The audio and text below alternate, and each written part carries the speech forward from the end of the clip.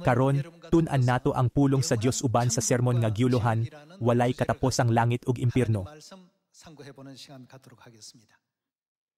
Alang sa tanan nga anaa dinhi sa kalibutan, ang panahon nga ilang gigugol dinhi sa kalibutan usa ka panahon sa oportunidad. Sa nagsanga nga dalan tunga-tunga sa langit ug impierno, ang Dios mobalos kanato sumala sa atong gibuhat dinhi sa kalibutan.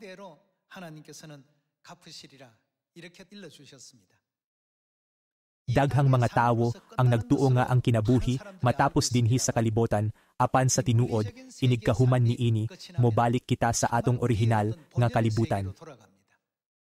Kon mobalik kita sa maong dapit, moadto kita sa langit o sa impierno, busa kinahanglan nato isulti sa tanang tawo nga karon na ang oportunidad aron mapili nato ang gingharian sa langit.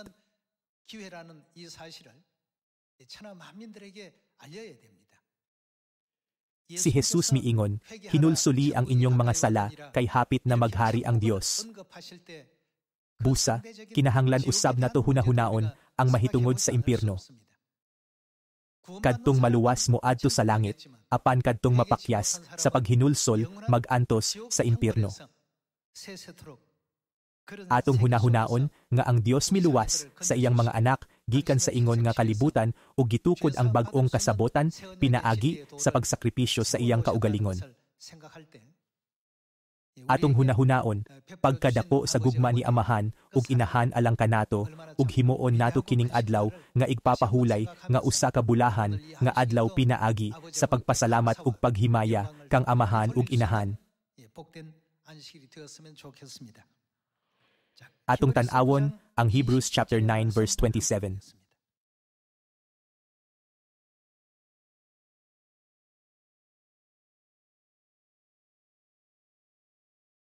Ang tanan kinahanglan mamatay sa makausa ug tapos ni ana hukman siya sa Dios. Kini mao ang dili mausab nga pulong sa Dios. Ang tanan mamatay makausa. Kini gitakda ng daan sa Dios. Human ni ana ang paghukom mosunod mahitungod sa butang sa langit o sa impierno. Kinahanglan natong masabtan nganong mianhi kita ni ining kalibutana. Nakasala kita sa langit ug gipalayas nganhi sa kalibutan ug gihatagan kita sa Dios ug mubo nga panahon sa paghinulsol. Apan adunay uban nga nagabuhat og mas dautan nga mga buhat ug ang uban nagpalayo sa Dios, nalingaw sa kalibutanong mga kalipay. Ang tanang butang kay walay katapusan sa kalibutan nga mosunod human matapos ang atong kinabuhi dinhi sa kalibutan. Ang langit usa kawalay katapos ang gingharian ug ang impierno walay kataposan usab. Unya, tali ni ining duha ka kalibutan, asa ang angay natong piliyon? Ang Biblia nag-ingon nga human mamatay ang tawo, mosunod ang paghukom sumala sa iyang binuhatan. Sanglit ang titulo karon mao ang walay katapos ang langit ug impierno. Tan-awon nato ang usa ka talan-awon bahin sa impierno. Atong tan-awon ang Revelation chapter 20 verse 10.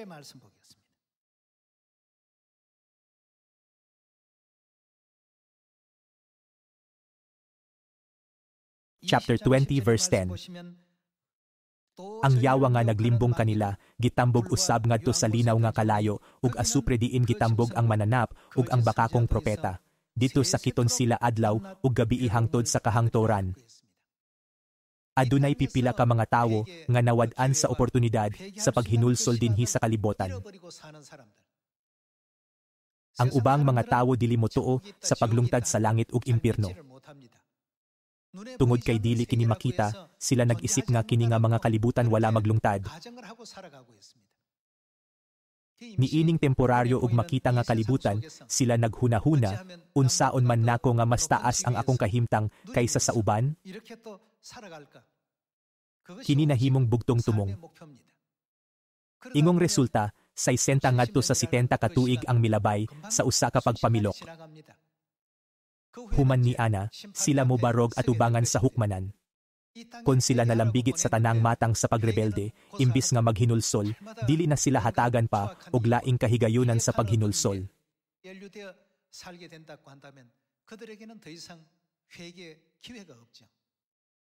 Imbis nga si Jesus mo ingon, paglipay kay ang gingharian sa langit hapit na, iyang gipasabot, paghinulsol kay ang gingharian sa langit hapit na. Kinitungod kay ang kalibutan nga gihulagway sa Revelation chapter 20, nagkaduol na kanila. Ang kabubuton sa Dios, mao ang pagpugong kanila sa pagsulod sa lugar sa kasakit. Moadto kita sa verse 13, chapter 20 verse 13. Unya ang kadagatan, ang kamatayon ug ang Hades, mitugyan sa mga patay nga diha kanila ug gihukman silang tanan sumala sa ilang binuhatan.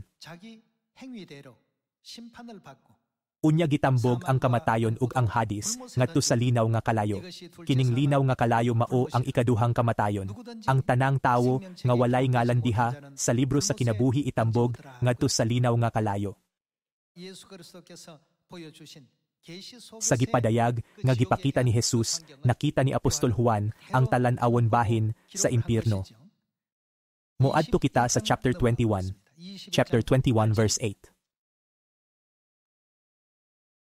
Apan ang mga talawan, ang mga wala magtuo, ang mga malaway, ang mga mamumuno, ang mga makighilawason, ang mga salamangkero, ang mga nagsimbag mga Diyos-Diyos, ug ang tanang bakakon, itambog gayod sa linaw nga kalayo, ug asupre nga mao ang ikaduhang kamatayon. Girecord usab niya kung kinsa ang mosulod sa impyerno. Ang Biblia nagsulti kanato nga ang pag-antos dili temporaryo. Ang panahon sa ilang silot molungtad hangtod sa kahangturan. Moadto kita sa chapter 19 verse 19. Unya nakita ko ang mananap ug ang mga hari sa kalibotan lakip sa ilang kasundalohan nga nagtigom aron pagpakigubat kaniya nga nagkabayo sa puting kabayo ug sa iyang kasundalohan. Nadakpan ang mananap ug ang bakakong propeta nga naghimog mga milagro sa atubangan sa mananap. Pinaagi sa maong mga milagro nalimbungan niya kadtong napatikan sa patik sa mananap ug kadtong misimba sa larawan sa mananap. Ang mananap ug ang bakakong propeta gitambog nga buhi ngadto sa linaw nga kalayo nga nagdilaab nga asupre. Ang ilang kasundalohan gipamatay pinaagi sa espada nga migula sa baba sa nagkabayo ug gipangaon sa kalanggaman ang ilang unod. Adunay daghang mga talan-awon bahin sa impyerno sa Revelation. Moadto ta sa chapter 14 atong tan-awon ang verse 10. Paimnon, sabino sa kasuko, sa Dios nga gibubo, nga walay sagol, diha sa kupa, sa kapungot sa Dios. Pagasakiton, sila pinaagi, sa kalayo ug asupre atubangan, sa balaang mga anghel, ug sa nating karnero. Magutbo sa walay, katapusan ang aso, sa kalayo nga magsakit kanila. Adlaw ug gabi mag-antos, sa walay, hunong kadtong misimba, sa mananap ug sa larawan ni ini, o si bisan kinsa, nga napatikan sa ngalan sa mananap. Gipakita ni Hesukristo kang Apostol Juan ang mga talan-awon mahitungod ni adtong gisakit sa linaw nga kalayo hangtod sa kahangturan. Gawas pa ni Ana, 2,000 ka tuig na ang milabay sa dihang miabot si Hesukristo dinhi sa kalibotan ug nagtudlo sa mga balaan sa unang simbahan. Siya miingon nga kinahanglang dili gayod sila moadto sa impyerno. Atong tan-awon sa Matthew chapter 25 verse 40. Unya ang hari motubag kanila. Sultihan ko kamo nga sa matag higayon nga maghimo kamo niini alang sa usa sa labing ubos ni ining akong mga igsuon gihimo ninyo kini alang kanako. Unya moingon siya ngadto sa mga tawo sa iyang wala. Pahawa kamo kanako, kamong gipanghimaraot sa Dios. Ngadto kamo sa kalayo nga walay, pagkapalong nga giandam alang sa yawa ug sa iyang mga anghel. Kay gigutom ako apan, wala ako ninyo pakana. Giuhaw ako apan, wala ako ninyo paimna. Wala ako ninyo dawata sa inyong mga balay, kay dili man ko ninyo kaila. Hubo ako apan, wala ako ninyo bistihi. Nagmasakiton ako, ug nabilanggo apan, wala ako ninyo atimana.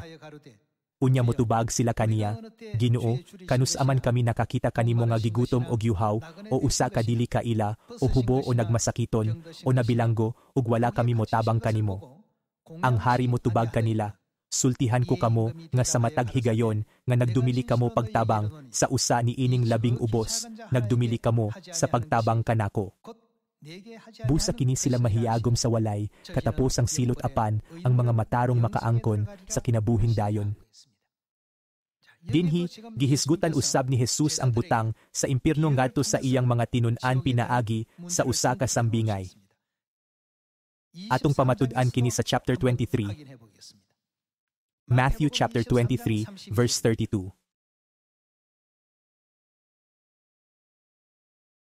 Sige, padayon ug tiwasan ninyo ang gisugdan sa inyong mga katigulangan, mga bitin ug mga anak sa mga bitin. Unsaon man ninyo paglikay nga dili kamo kasilutan didto sa impierno? Ang mga Pariseo, mga eskriba ug mga Hudiyo, ang mga relihiyosong pangulo ni adtong panahona, misupak sa kamatuoran sa bag-ong kasabotan. Gitawag sila ni Jesus nga mga anak sa bitin ug mipahayag nga sila dili makalingkawas sa silot sa impierno. Mopadayon kita sa Matthew chapter 18.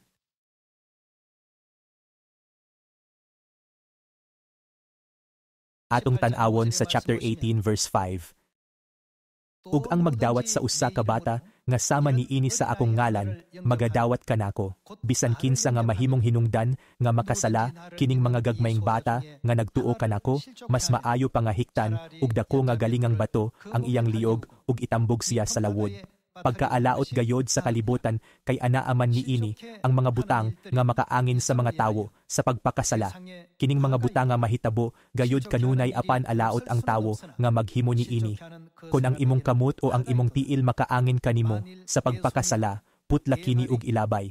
Mas maayo pa nga mosulod ka sa kinabuhing dayon nga usaray kamot o usay tiil kaysa kumpleto kag kamot ug tiil apan itambog ka sa kalayo nga walay pagkapalong. Ug kon ang imong mata makaangin kanimo sa pagpakasala, lugita kini ug ilabay. Mas maayo pa nga mosulod ka sa kinabuhing dayon nga usaray mata kaysa kumpleto kag mata apan itambog ka sa kalayo sa impierno. Matngoni ninyo nga dili kamo magtamay bisag usa ni ining mga gagmayng bata nga nagtuo kanako. Kay sultihan ko kamo nga ang ilang mga anghel at tuwa kanunay sa atubangan sa akong amahan didto sa langit. Dinhi, gipasabot ni Jesus nga mas maayo pa nga mosulod sa langit nga walay bahin sa lawas nga maoy hinungdan sa atong pagpakasala kaysa itambog ngadto sa impierno.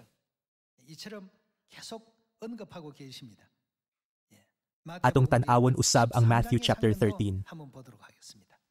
Unsang matanga sa mga tawo ang mosulod sa impierno?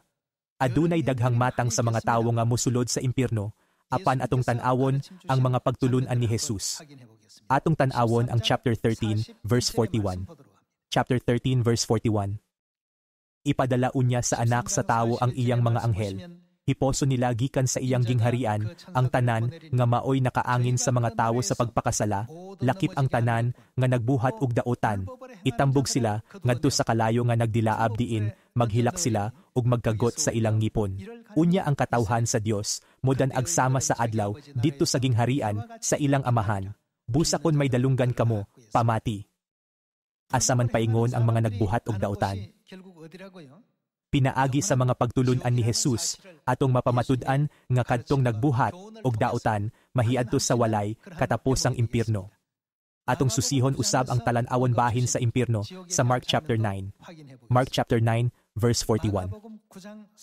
Timan ininyo kini ang mopainom kaninyog tubig tungod kay mga sakop man kamo ni Kristo, makadawat gayod og ganti. Bisan kinsa nga makaangin sa pagpakasala ni ining gagmayng mga bata nga nagtuo kanako, maayo pa nga higtan ug usa ka dakong galingang bato ang iyang liyog ug itambog siya sa dagat. Ug kon ang usa nimo kakamot makaangin kanimo sa pagpakasala, putla kini. Mas maayo pa kanimo nga mosulod sa kinabuhi nga usa ray kamot kaysa duha ang imong kamot apan mahiadto ka sa impierno diin ang kalayo walay pagkapalong. Kon ang usa nimo katiil maoy makaangin kanimo sa pagpakasala, putla usab kini. Mas maayo pa kanimo nga mosulod sa kinabuhi nga usa ray tiil kaysa duha ang imong tiil apan itambog ka sa impierno. Ug kon ang usa nimo ka matama oy makaangin kanimo sa pagpakasalalo kita kini. Mas maayo pa kanimo nga mosulod sa gingharian sa Dios nga usa ray matakay sa duha ang imong mata apan itambog ka sa impierno. Didto dili mamatay ang ilang mga ulod ug dili mapalong ang kalayo. Ang tanang tawo putlion pinaagi sa kalayo, maingon nga ang usa ka halad giputli pinaagi sa asin. Busa, ang mga pagtulunan ni Jesus sa Mateo ug Marcos nagsulti kanato nga ang impierno naglungtad ug nga dili kita angay moadto sa impierno.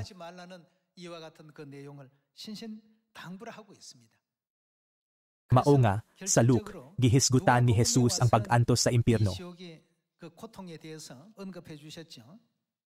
Atong tan-awon ang Luke chapter 16.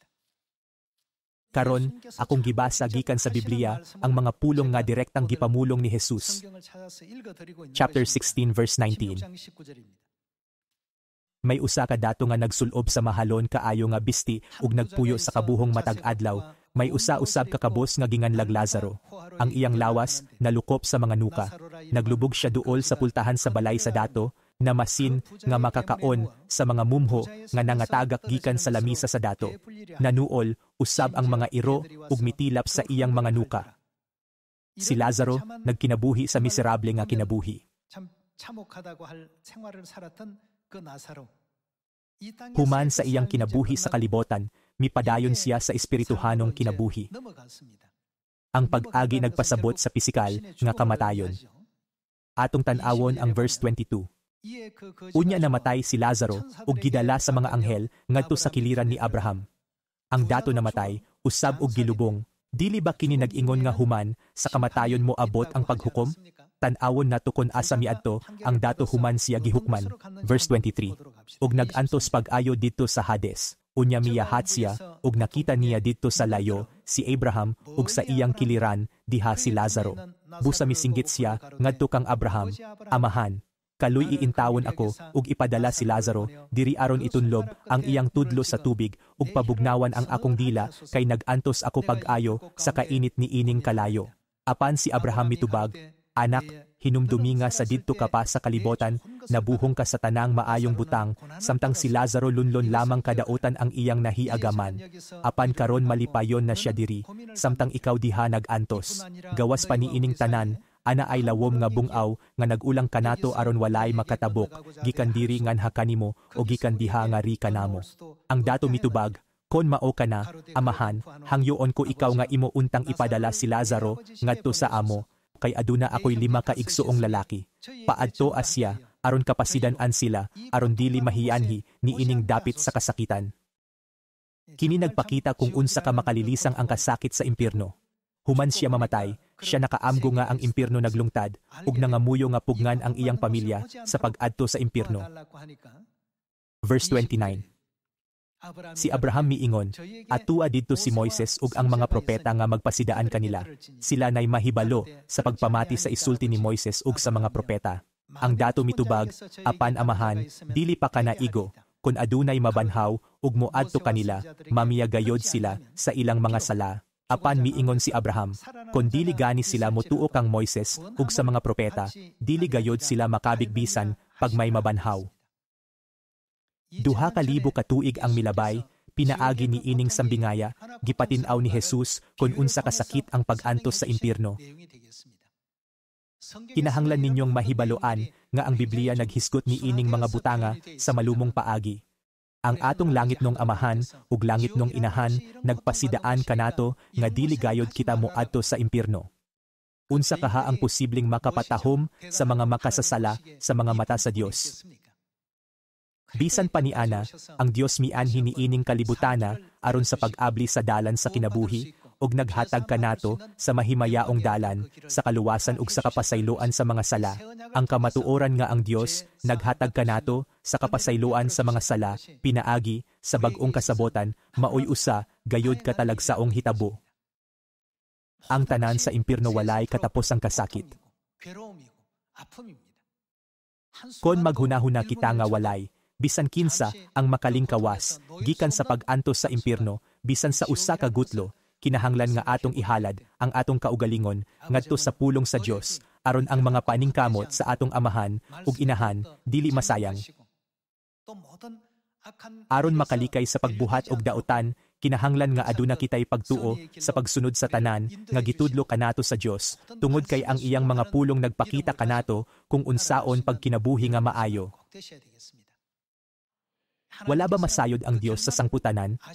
Tungod kay daan nang nakita sa Dios kung unsang mga dalan ang magdala sa makalilisang nga mga sangputanan, nagmando siya nga likayan nato ang pipila ka butang o buhaton ang pipila ka butang. Ang tanan niyang mga pagtulunan nagsulti kanato mahitungod sa paglungtad sa walay katapusang gingharian sa langit. Busa, dili gyud nato kalimtan nga ang pagkapakyas sa pagsunod sa iyang pulong modala ngadto sa walay katapusang impierno. Bisag kapila nato sultihan ang mga tawo nga adunay langit ug impierno, dili sila motoo niini. Kini tungod kay kini dili makita. Apan, sama sa dato sa sambingay, ang mga tawo gusto nga magbag-o pagkahuman nila makita kung unsa ang mahitabo, apan nianang panahona, ang oportunidad sa paghinulsol nawala na. Ang panahon sa paghinulsol, gihatag samtang buhi pa kita niining kalibutana. Human ipahamtang ang paghukom sa walay katapos ang langit o impierno. Dili na kini mausab, bisan pag maghinulsol kita og liboan ka beses. Ang oportunidad ana alamang dinhi sa kalibutan. Busa, gihangyo ko kamo nga ihalad ang inyong kaugalingon ngadto sa pulong sa Dios ug magkinabuhi nga nahiuyon sa pulong. Atong tan-awon ang 2 Thessalonians chapter 1 verse 7.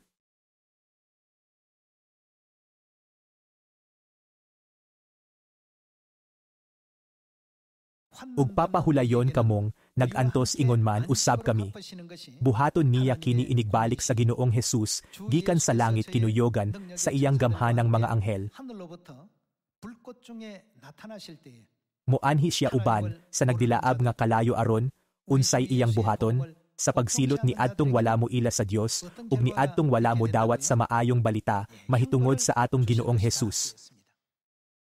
Gihatagan sa Dios ang mga tawo og oportunidad sa paghinulsol dinhi sa kalibutan pinaagi sa pagsulob nila sa unod. Unsa man ang naghulat ni adtong nagkinabuhi nga walay paghinulsol, wala mahibalo mahitungod sa paglungtad sa Dios Amahan o Dios Inahan ug wala mo sunod sa ebanghelyo.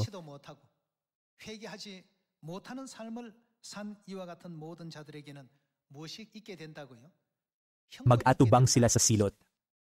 Asa man ang dapit sa silot? Mag-antos sila sa walay katapos ang impierno. Sila kadtong wala makaila sa Dios ug kadtong wala mosunod sa ebanghelyo ni Kristo. Ang Dios wala magtinguha sa pagkontrol sa katawhan, pinaagi sa paggamit og kusog. Kini tungod kay gusto niya nga maamguhan nato ang tanang sala nga atong nahimo didto sa langit ug maghupot og lig-on nga pagtuo nga dili na kita maapil pag-usab sa maong mga sala.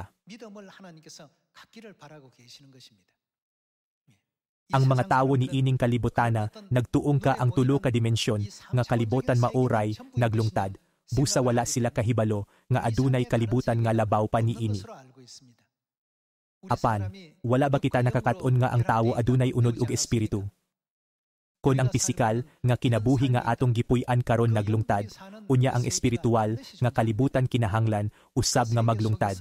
Ni anang kalibutana sila mag-antos hangtod sa kahangturan. Kay nahibalo niini ang Dios naghatag sa katawhan og oportunidad. Apan bisan og gipalayas dinhi sa kalibutan, nagpadayon gihapon sila sa pagpakasala, mapahitason, nagpahayag nga ako mao ang labing maayo. Wala sila'y panahon sa paghinulsol tungod kay nalingaw sila sa kalibutanong kalipay. Tungod ni ini nga rason, ang Dios mianhi dinhi sa kalibutan, nagsulob sa unod, aron sa pagtudlo kanato sa dalan pabalik sa langit ug sa paagi sa pagdawat sa kapasayloan sa mga sala sa iyang una ug ikaduhang pag-anhi. Dili ba kana ang dalan padulong sa kinabuhi? Maongga, sumala sa nahisulat sa Micah chapter 4 ug Isaiah chapter 2, kini nag-ingon, tudloan kita niya sa ipabuhat niya kanato, aron tumanon nato ang iyang kabubuton. Kon hukman kita dayon sa Dios, madestino kita sa impierno. Apan, nagpakita siya og pailob. Gihatagan niya kita og laing higayon dinhi sa kalibutan. Wala nay laing gikinahanglan ang tanang katawhan. Ang pagpuyo o kinabuhi sa paghinulsol mao ang labing mahinungdanon. Pinaagi sa pagkinabuhi sa maong kinabuhi, atong ihatag ang himaya ngadto ni amahan ug inahan. Ang gingharian sa langit, usa ka dapit nga walay kamatayon, kasakit, o kasubo, sama sa gihulagway sa Revelation chapter 21. Dili ba ang Biblia nagtudlo kanato nga adunay paraiso diin kita makapuyo sa kalipay nga gibuhat sa Dios matag adlaw? Karong adlawa, kinasingkasing akong naghangyo kaninyo sa pagkinabuhi sumala sa mga pagtulon-an sa bag-ong kasabotan aron walay, bisan usa ka tawo nga mahibilin, ug kita makasulod sa langit nga magkauban. Sa dihang ang Dios nag-ingon, ayaw pagdugang o pagkuha gikan sa Biblia. Dili ba kini nagpasabot nga iyang gilakip diha sa Biblia ang dalan padulong sa langit? Apan, karon, daghang mga simbahan ang nagdugang og mga buhat nga wala makita sa Biblia, samtang nagkuha og daghang mga butang nga anaa sa Biblia. Ang ilang dalan nagpadulong sa impierno, dili sa langit. Sa sambingay, mahitungod sa mga sagbot, kinsa ang nagbuhat ni ini, nahibaluan dayon ni Jesus kung kinsa ang naghimo ni ini. Ang tag-iya, miingon nga si Satanas ang nagbuhat ni ini. Sa gawas, sila nagtuo sa Dios, apan sa sulod, wala sila motuo. Dili ba kini ang hinungdan, nga gihulagway sila sa Biblia, ingon mga lobo nga murag karnero? Tungod kay ilang ginapangguba ang atong mga kalag, kinahanglan nga magpakita kita og kaluoy sa tagsa-tagsa ka kalag. Kinahanglan nako silang pukawon dayon. Aron hustong, maluwas ang usa ka kalag, kinahanglan natong tukma nga ipahayag kining realistikong mensahe. Si Jesus mianhi ni ining kalibutana aron pagpangita og pagluwas sa nawala. Busa, kinahanglan usab kitang magdala sa samang matarong nga katuyuan. Kinasingkasing kong gilauman nga magbilin kamo og daghang matahom nga mga buhat sa paghinulsol sa pananaw sa Dios. Naglaom nga makadawat kamo og daghang grasya. Gusto na kong tapuson kini nga sermon. Daghang salamat.